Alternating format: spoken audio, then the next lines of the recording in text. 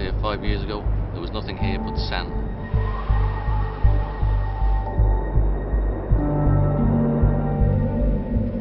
Just take a look around you. I mean, it's a magical place. It's probably one of the most spectacular places on earth, the Sahara Desert. It's a wonderful environment to be part of, and that's the magic for me. I can remember when I first went down to Hassi Burkina and thought, we're going to build a 300,000 barrel a day facility here, and wondering just how on earth we were going to get all the equipment there, how we were going to get started. You can't even imagine. I mean, how could you, in the middle of the desert, build a plant? But it always comes back to whether people are willing to do it or not. And once you get that will of people trying to do something, there is nothing that could stop them. We'd take a dozer and a compass to figure out where we need to go. We'd drive across the sand in our pickups and Toyotas and find the location. And then you'd take a dozer and cut the dunes down you had to be able to get the rig in, and we took the rig across the sand on big super Kenworths. Anadarko made an enormous commitment, huge commitment for a relatively small company to explore in Algeria. The challenge in building a plant like this, to construct a project like this, in the time scale that we've achieved this, you have to put that in the context of where we are and how difficult it is to bring in materials, you know, from all around the world, and also the cultural differences between the Algerian culture and the Western culture. When the other international operators viewed this as a risk, Anadarko viewed it as a challenge, and it's paid off. The proof of the payoff is sitting behind me at the present moment. I think it's an enormous achievement. You know, we've managed to do all of it ahead of schedule. We've had a number of problems to overcome. You know, the logistics are just immense.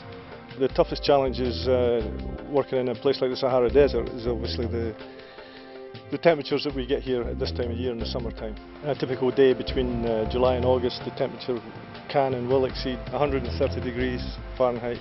I'm coming up on 7 years with this project, and just the achievements that I see every day, every week, every year, you know, it's just amazing that so much gets done in the middle of the Sahara Desert. It's an achievement to start a project from the ground floor up and to see it all the way through to the big deal that we have right now.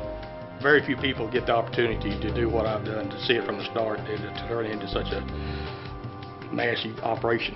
The most exciting aspect of the Algeria project is these are young fields, and so you have a real opportunity to be involved in the development of a project that's going to be around for 20 more years.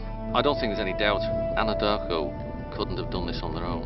They've done it with the aid, the support, the assistance of Sonatrach, without whom we wouldn't be here today. And I think right from the start of the project we've had a pretty special relationship with Sonatrach.